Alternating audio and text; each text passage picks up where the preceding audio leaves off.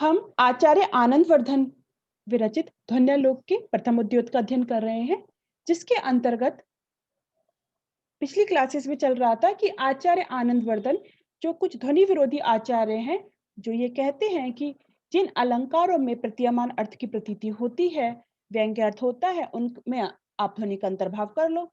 तो उनका एक-एक हमने खंडन पढ़ा कि किस प्रकार उन्होंने यहाँ पे अलंकार, समासोक्ति, दीपक, अपन्नुति, विशेषोक्ति, फिर अप्रस्तुत प्रशंसा, पर्यायोक्ति, तो इन अलंकारों को एक-एक को उन्होंने डिटेल में उठाया था और उनका खंडन किया है कि ध्वनि का अंतर्भाव इन अलंकारों में नहीं हो सकता।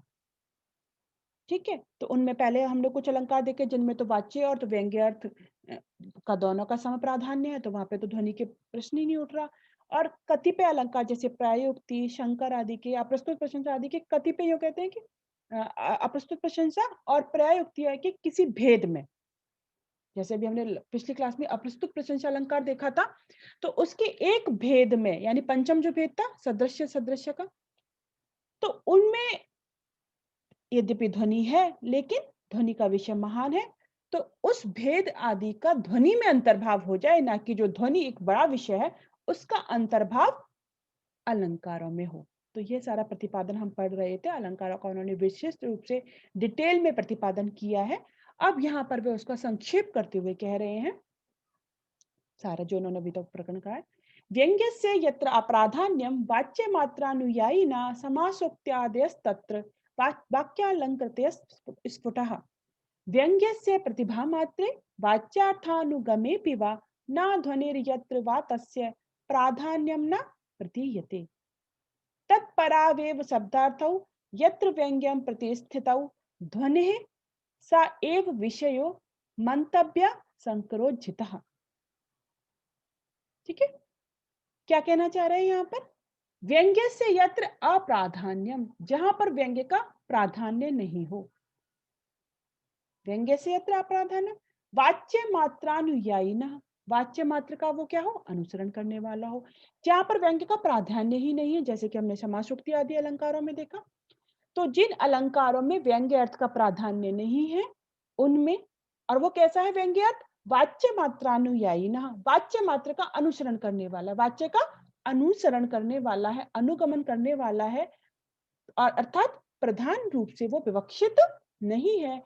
उन समासोक्त्यादया, उन समासोक्ति आदि अलंकारों में, जिन अलंकारों में वाच्य का प्राधान्य नहीं है और वह कैसा है, सॉरी, व्यंग्य का प्राधान्य नहीं है और वाच्य का ही अनुसरण करने वाला है, तो वो कैसा है? वाक्य अलंकृतया, वो तो वाच्य अलंकार ही है।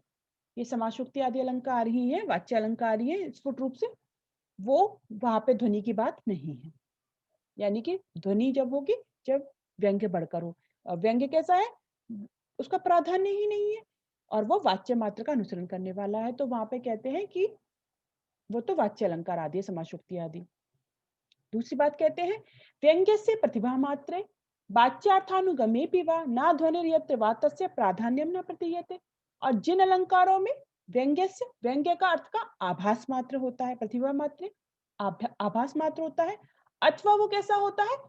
वाच्यार्थानुगम्य भी, या वाच्यार्थ का अनुगमन करने वाला है, जिसमें व्यंग्य अर्थ का प्रतिभा मात्र होता है, आभास मात्र होता है, या वो वाच्य अर्थ का ही अनुसरण करने वाला है, तो ना ध्वनि, वहां पर भी ध्वनि नहीं है, क्योंकि ना तस्य प्राधान्य, क्योंकि वहां पे उसका प्राधान्य प्रतीत नहीं होता। जब प्राधान्य नहीं होगा तो ध्वनि नहीं होगी। ठीक है? इसके विपरीत तीसरी स्थिति में यहाँ पे जो बता रहे हैं, तत्परावेव शब्दार्थो यत्र व्यंग्यम प्रतिष्ठितौ ध्वनेः सा एव विषयो मंतव्य संकरोज्झितः। तत्परा एव शब्दार्थौ, जहां पर शब्द और अर्थ तत्पर माने उसी के परख हो, किसके? व्यंग्यम, व्यंग्य के प्रति। यानी कि जहां पे शब्द और अर्थ यानी वाच्य अर्थ जो है व्यंग्य परख हो। वाच्य की सत्ता किस लिए है? वो व्यंग्य को ही स्फुट करना चाह रहा है, व्यंग्य का ही प्राधान्य वो बताना चाह रहा है, जब शब्द और अर्थ ऐसी स्थिति में स्थित हूं। ठीक है? तत्परावेव शब्दार्थो यत्र व्यंग्यम प्रति स्थितो, जहां पर शब्द और अर्थ यानी वाच्य और वाचक दोनों ही व्यंग्य परक हो, व्यंग्य अर्थ के प्रति ही तत्पर हो, वहां पर व्यंग्य अर्थ की ही प्रधानता होती है, इसलिए वह ध्वनि का विषय है, तो उसे ध्वनि मान सकते हैं, जैसे कि हमने प्रयोक्ति अलंकार, अप्रस्तुत प्रशंसा अलंकार के किसी एक भेद में देखा। आगे कहते हैं मंतव्य संकरोज्झित है, संकर को छोड़ करके। यहाँ पे संकर अलंकार अर्थ नहीं करना चाहिए, वो तो यहाँ पे कहते हैं कि संकर नहीं होना चाहिए दोनों का, यानी वाच्य अर्थ और व्यंग्य अर्थ दोनों का संकर नहीं होना चाहिए कि दोनों प्रधान हो जाएं। जब दोनों प्रधान हो जाते तो वो तो गुणीभूत होता है, वो ध्वनि नहीं होता। और शब्द और अर्थ जब अपने को गौण बना करके उस अर्थ के परख ही हो, उस अर्थ के लिए ही स्फुट रूप से प्रतीत हो, तो ध्वनि होती है। चूंकि हम ध्वनि का लक्षण जानते हैं, यत्र अर्थः शब्दो वा तमर्थमुपसर्जनीकृत स्वार्थो व्यंग्यतः काव्य विशेषः स ध्वनिरिति सूरभिः कथितः। ठीक है, ये बात यहाँ पे इन्होंने कही है, तो शंकर अलंकार नहीं लेना चाहिए। यद्यपि अभिनव गुप्त ने शंकर अलंकार की जो बात है उसको स्पष्ट करते हुए उसमें कहा है, शंकर अलंकार से यहाँ पे समासोक्ति आदि अलंकारों के अनुप्रेष की संभावना से रहित होने की बात कही गई है, इसलिए उज्जित शब्द का प्रयोग किया गया है।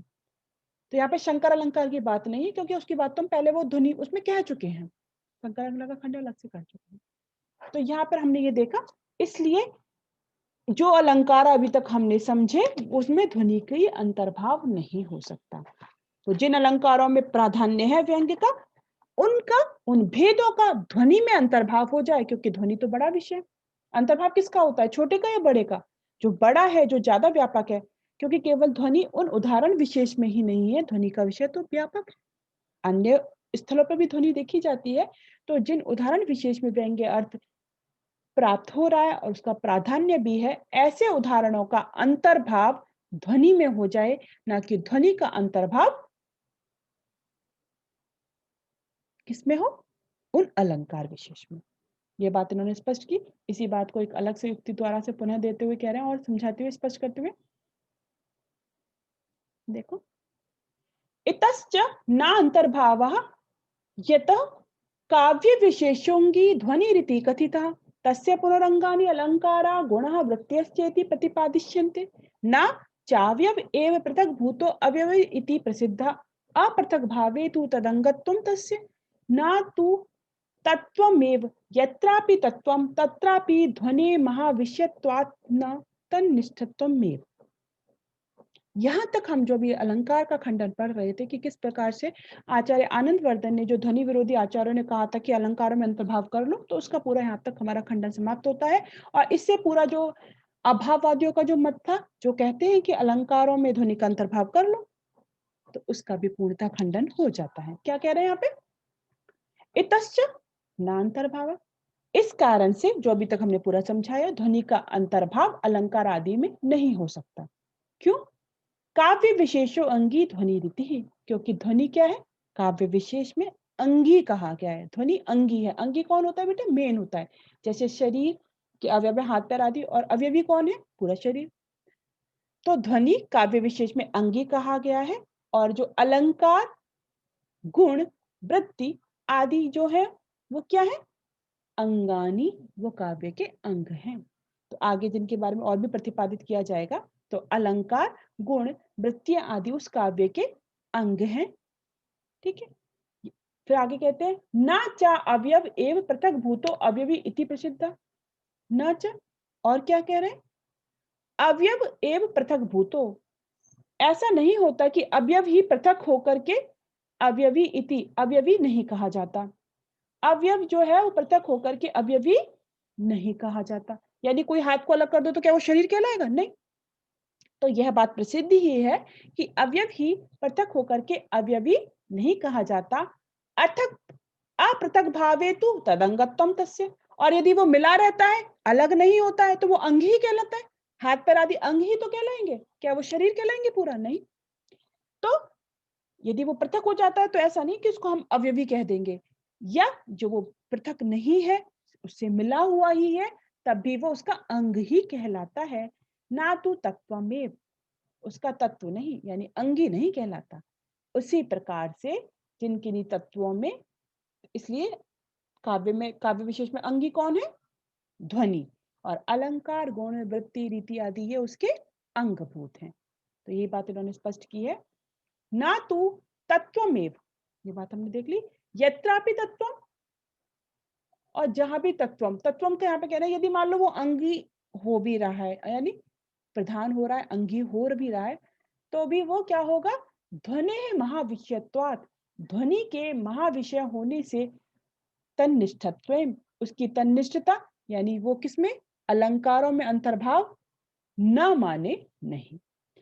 यत्रापि तत्वम, जहां भी वो कोई भी तत्व, ये जो हम बात कह रहे हैं यानी अलंकार आदि, कोई अलंकार आदि है, जहां कहीं भी वो अंगी रूप में होगा, प्रधान होगा, तब भी ध्वनि महाविषयत्वात्, ध्वनि के महाविषय होने से तत्निष्ठ में, ध्वनि जो ध्वनि है वो उसमें नहीं, अरे अलंकार आदि में न माने नहीं, दिखाई दे रहा है? तो ध्वनि जो है वो महाविषय होने से वो अलंकार आदि में अंतर्भाव उसका नहीं हो सकता।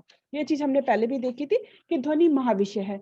गागर में सागर आता है या सागर में गागर? तो ध्वनि विशाल विषय है। ध्वनि के बेटा अनेक भेद हैं जो आगे भी और भी वो विस्तृत रूप से बताएंगे। तो ध्वनि जो महान विषय है, बड़ा क्षेत्र है जिसका, उसमें किसी अलंकार विशेष का किसी एक भेद में ध्वनि दिखाई दे रही है, तो उस ध्वनि में वो अलंकार आ जाएगा, तो अलंकार ध्वनि हो जाएगी। ना कि उस एक अलंकार में हम पूरी जो इतनी बड़ी विशाल ध्वनि है, जो उसका महान विषय है, ध्वनि जो अंगी है, उसमें हम उसका अंतर्भाव कर दें। यह बात मैं तुम्हें पुनः पुनः समझा चुकी हूँ, लेकिन चूंकि पंक्तिशाह आचार्य आनंदवर्धन यहाँ पे पुनः कह रहे हैं, पूरा उसको संहार करते हुए अंत कर रहे हैं कि ये जो बात हम अभी तक समझ रहे थे उसका वो अब यहाँ तक उसे खत्म कर देंगे। अब आगे से अलग बात चलेगी और फिर इसके बाद में हम भक्त मत भी पढ़ेंगे। अभाववादियों का जो मत था वो यहाँ पे पूर्णतः खंडित हो चुका है, तो उसके संदर्भ में हम ये पढ़ रहे थे। तो यहाँ पे ये ध्यान रखना है, अभी तक जो भी हमने पढ़ा है यदि संक्षेप रूप में समझें, यदि 2 लाइन में देखें कि अलंकार वाली जो बात चल रही थी इतने समय से, जितने हमने कई क्लासेस में समझा डिटेल में, समासोक्ति, विशेषोक्ति, अपनुति, दीपक, अप्रस्तुत प्रशंसा, पर्यायोक्ति, इतने सारे अलंकार देखे, खंडन देखा, सब यदि सार रूप में यदि कोई थोड़े से में कहे तो क्या कह सकते हैं? तो आचार्य आनंदवर्धन ये कहना चाहते हैं कि कोई जो ध्वनि विरोधी आचार्य ये कह रहे हैं कि अलंकारों में ध्वनि का अंतर्भाव हो जाए, तो बोले वो संभव ही नहीं है। तो कहते हैं कि भाई जिनमें प्रतीयमान अर्थ है वहां हो जाए, बोले वो भी संभव नहीं है, क्योंकि प्रतीयमान अर्थ होना ही पर्याप्त नहीं है। प्रतीयमान अर्थ का प्राधान्य भी होना चाहिए, वो प्रधान होना चाहिए। जब वो प्रधान नहीं है, वाच्य के समकक्ष है, वाच्य मात्र का अनुगमन करने वाला है, तो ध्वनि की बात नहीं है। लेकिन जहां पर किसी एक भेद मात्र में, जैसे पर्यायोक्ति या अप्रस्तुत प्रशंसा आदि अलंकारों के किसी एक भेद मात्र में व्यंग्य अर्थ प्रधान है, तो वो जहां प्रधान है, तो उन भेदों का ध्वनि में अंतर्भाव हो जाए, क्योंकि ध्वनि महान विषय है, ध्वनि अत्यंत विस्तृत है, उसका क्षेत्र व्यापक है, उसके अनेक भेद हो सकते हैं। तो ध्वनि का वहां पे ध्वनि में उस अलंकार विशेष के भेद का वहां अंतर्भाव हो जाए, ना कि ध्वनि का। तो यह हमने अभाववादियों के संपूर्ण मत को समझा, और अलंकार के संदर्भ में जो ये खंडन इतने दिनों से हम पढ़ रहे थे, आज उसका वो समाहार करते हैं। आज की क्लास को हम लोग यहीं तक रखेंगे। आगे फिर हम देखेंगे कि किस प्रकार से आचार्य आनंदवर्धन आगे की बात को